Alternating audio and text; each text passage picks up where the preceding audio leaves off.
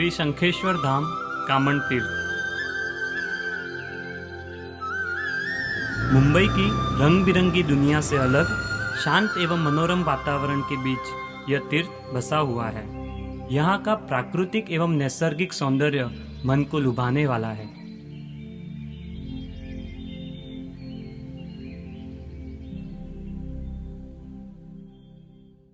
प्रणाम, जय जिनेंद्र। जैन फाउंडेशन के तत्वावधान में शुरू हुई जैन यात्रा की जर्नी आज पहुंची है श्री शंखेश्वर तीर्थधाम कामन रोड। मुंबई महानगरी का प्रवेश द्वार कह सके ऐसा वसई रोड से यह तीर्थ नजदीक में बसा हुआ है। यह तीर्थ विशाल परिसर में फैला हुआ है। मुंबई में प्रवेश करने वाले हर एक यात्री को अपने शुभ मंगल की कामना करता हो ऐसा प्रतीत होता है। इस तीर्थ परिसर में दो जिनालय है। प्रथम जिनालय 2200 वर्ष प्राचीन संप्रतिकालीन मुनीश्वर स्वामी भगवान का जिनालय। तीर्थ परिसर में प्रवेश करते ही टेकरी पर जाने के लिए जहाँ से ढलान शुरू होता है, वहाँ तलेटी में ही श्री मुनीश्वर स्वामी भगवान का जिनालय है।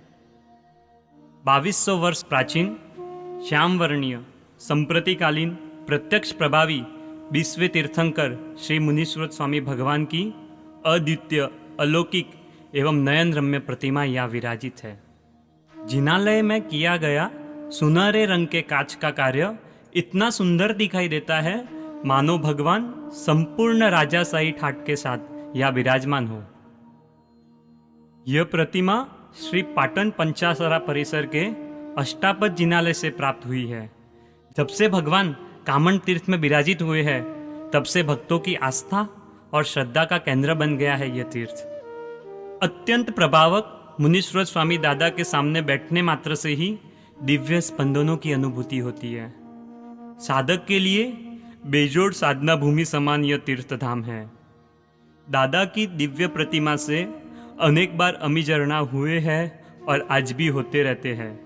इसी कारण से इन्हें श्री अमीजरण मुनीश्वर स्वामी के नाम से भी जाना जाता है। पास के एक छोटे से रूम में श्री महावीर स्वामी भगवान, श्री आदिनाथ भगवान आदि अन्य प्रतिमा जी भी विराजित है। श्री पार्श्वनाथ भगवान की नीलवर्णीय प्रतिमा अत्यंत मनोहारी है।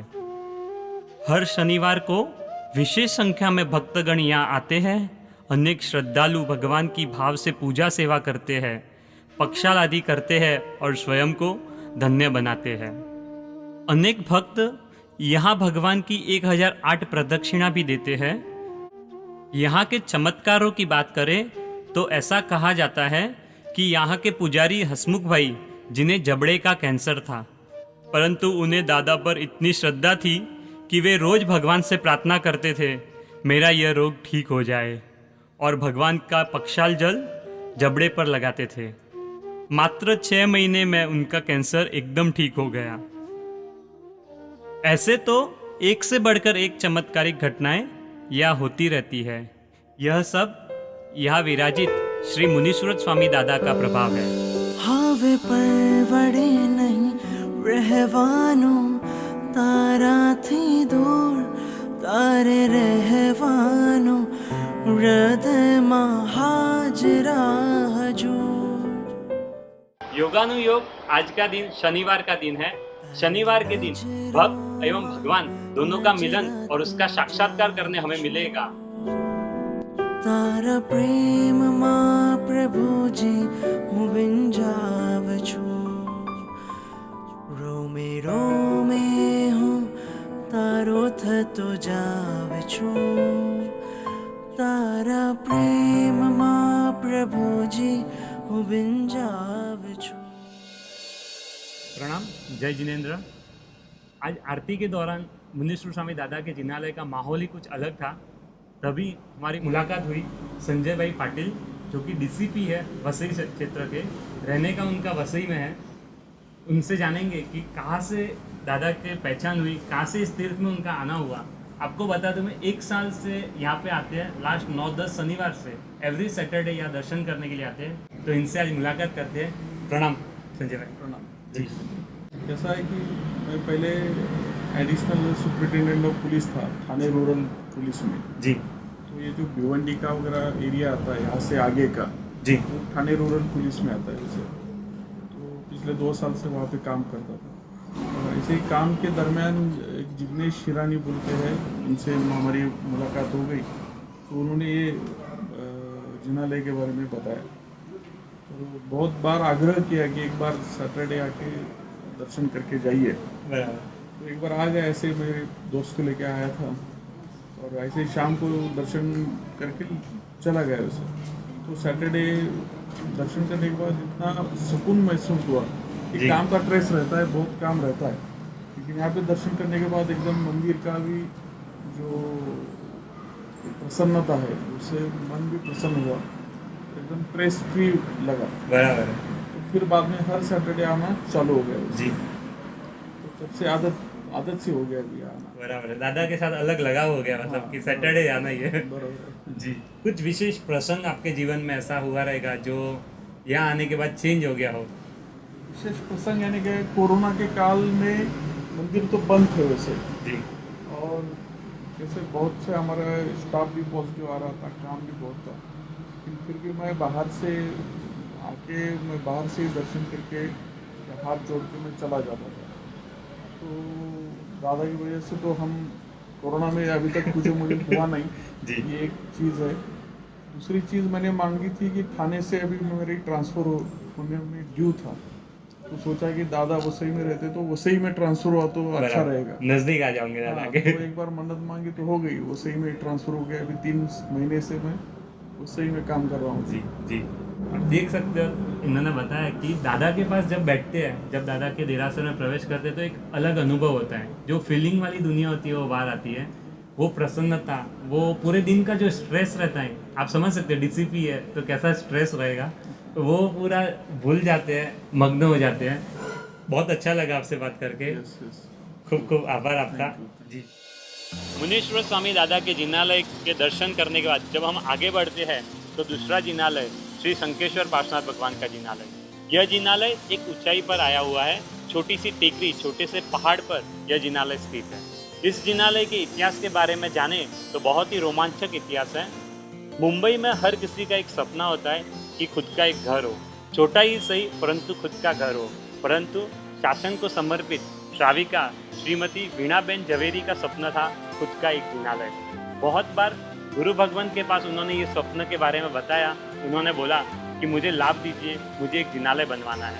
पूज्य यशोवर्मा सूरी जी महाराज साहब जब पालकेश्वर में चौमासे में विराजित थे, तब एक शुभ घड़ी आई और उन्होंने पूरे परिवार के साथ कहा ये जगह देख के आइए। पहली बार जब वीणाबेन झवेरी उनके परिवार के साथ ये जगह देखने आए, पहली बार में ये ज़मीन बहुत पसंद आ गई उनको और जिनालय का निर्माण शुरू हुआ। जैसे यह स्वप्न उनका था, शासन को समर्पित श्राविका वीणाबेन झवेरी ने जो सपना देखा था वो आज साक्षात्कार हुआ है। ऐसा ये जिनालय शंकेश्वर पार्श्वनाथ भगवान का जिनालय।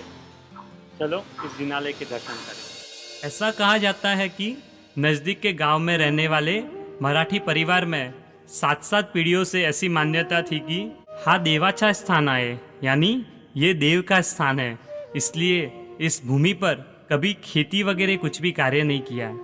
उन्हें क्या पता था कि या तो देवादिदेव श्री शंकेश्वर दादा को प्रतिष्ठित होना था। जिनालय में प्रवेश करते ही मूलनायक श्री शंखेश्वर पार्श्वनाथ भगवान की दुग्धवर्णीय अद्भुत प्रतिमा जी के दर्शन होते हैं। तीर्थंकर परमात्मा के अतिशयों का सुंदर दृश्य यहाँ देखने मिलता है। मूलनायक भगवान के साथ ही अशोक वृक्ष, देवों द्वारा देवदुंदुभी का नाद और 2 देव चामर ढाल रहे हैं, ऐसे अतिशयों का सुंदर दृश्य देखकर ऐसे लगता है कि जब भगवान साक्षात विचर रहे होंगे वो दृश्य कितना सुंदर होगा। तारा विनानु जिफ्तर लागे सोनो सोनो हाये मारो रोदन भीनु। मूलनायक भगवान के अलावा इस जिनालय के रंग मंडप में अतीत, अनागत और वर्तमान 24 के 4 तीर्थंकर परमात्मा विराजित है। श्री दामोदर स्वामी, बहुत कम लोगों ने इन परमात्मा का नाम सुना होगा।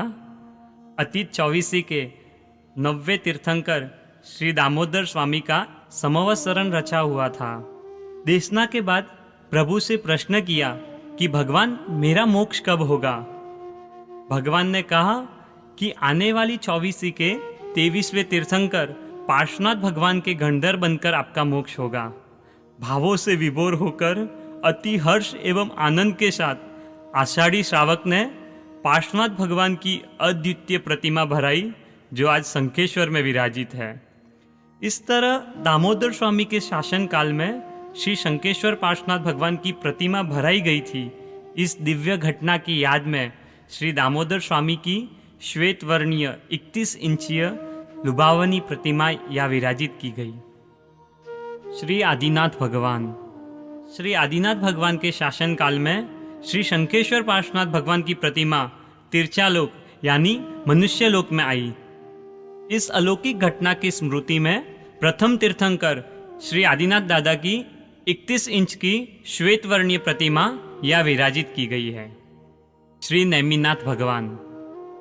श्री नेमिनाथ दादा के समय में कृष्ण एवं जरासंध के युद्ध में जब जरा विद्या का प्रयोग कृष्ण की सेना पर किया गया, तब कृष्ण ने नेमि कुमार से उपाय पूछा और भगवान ने कहा, तुम अट्ठम तप करके पातालवासी श्री शंखेश्वर दादा को प्रकट करो और उनके नवन जल का सेना पर छिटकाव करो। श्री कृष्ण ने अट्ठम तप किया। पद्मावती माता प्रकट हुए, श्री पार्श्वनाथ भगवान की प्रतिमा कृष्ण को दी। स्नात्र एवं अभिषेक करने के बाद वो जल सोई हुई सेना पर छिटका तो पूरी सेना जागृत हो गई और युद्ध में विजयी हुई। श्री कृष्ण ने शंख फूंककर शंखपुर गांव बसाया और जिनालय बनवाकर श्री पार्श्वनाथ भगवान को प्रतिष्ठित किया, जो आज शंखेश्वर के नाम से विश्व प्रसिद्ध है। यह पूरी घटना बाल ब्रह्मचारी श्री नेमिनाथ दादा के समय में हुई। इस घटना की स्मृति में 31 इंच के श्री नेमिनाथ दादा को यहाँ विराजित किया गया है। श्री अमम स्वामी। श्री शंखेश्वर पार्श्वनाथ भगवान की प्रतिमा को अट्ठम तप द्वारा पाताल लोक से मनुष्य लोक में लाने वाले श्री कृष्ण महाराजा का जीव अनागत 24वीं यानी भावी 24वीं के 12वें तीर्थंकर श्री अमम स्वामी बनेंगे और जगत के जीवों का कल्याण करेंगे। इस भव्य स्मृति में श्री अमम स्वामी की 31 इंच की मनोहर प्रतिमा यहाँ विराजित है। साथ ही अनंत लब्धि निदान श्री गौतम स्वामी जी एवं श्री आर्य घोष गणधर की प्रतिमा भी यहाँ विराजित है। यह संपूर्ण जिनालय बंसी पहाड़पुर पत्थर से बना हुआ है। हल्का लाल रंग जैसा दिखता यह पत्थर अपने आप में विशिष्ट है। दूर से ही यह भव्य जिनालय दर्शनार्थियों के मन को आकर्षित करता है। यहाँ का गुंबज अति सुंदर है और यहाँ लगभग 15 वर्षों तक ओडिशा के कारीगरों ने जिनालय के पत्थरों पर कोतरनी एवं नक्काशी का कार्य किया। इस जिनालय की शिखर की ऊंचाई 63 फुट है, जो अपने आप में विशिष्ट है।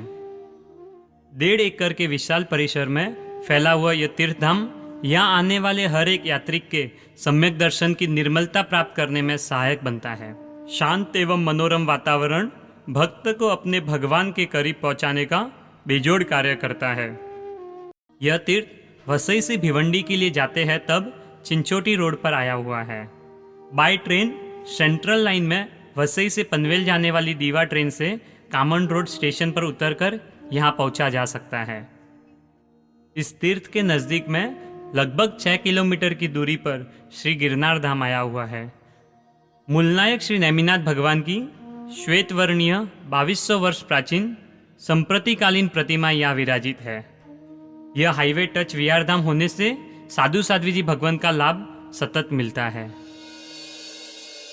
श्री शंखेश्वर तीर्थधाम कामन तीर्थ 2200 वर्ष प्राचीन मुनीश्वर स्वामी दादा एवं श्री शंखेश्वर पार्श्वनाथ भगवान, दोनों भगवान की सेवा पूजा, पक्षाल, आरती आदि सेवा करने का लाभ मिला। 2 दिन हम यहाँ रुके। यहाँ का ऑरा, यहाँ के वाइब्रेशंस एक अलग ताकत है। शब्दों में बयां करना मेरे लिए थोड़ा मुश्किल होगा, परंतु ये अनुभव का विषय है। मैं आपसे निवेदन करूँगा, जब कभी भी आप यहाँ से गुजरे तो इस तीर्थ को अपनी यात्रा का विषय बनाएं। मुनीश्वर स्वामी दादा एवं श्री शंखेश्वर पार्श्वनाथ दादा के दर्शन के लिए आप जरूर पधारें। आप भगवान छो मारा निसेवक आपनो हूँ छो।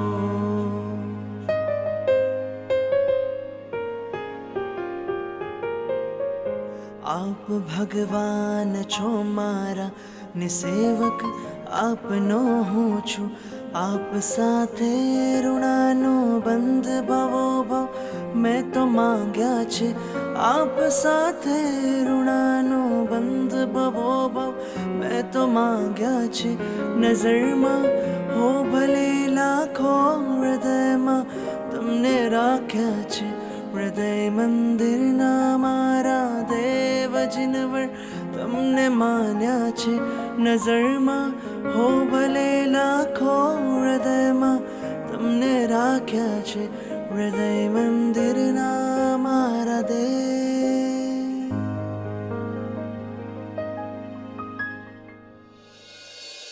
कामन तीर्थ की यात्रा के दौरान एक बात आपसे शेयर करने का मन कर रहा है। जैन शास्त्रों में जिनालय जाने की विधि, चैत्यवंदन, भक्ति, पूजा, सेवा आदि की विधि बताई हुई है।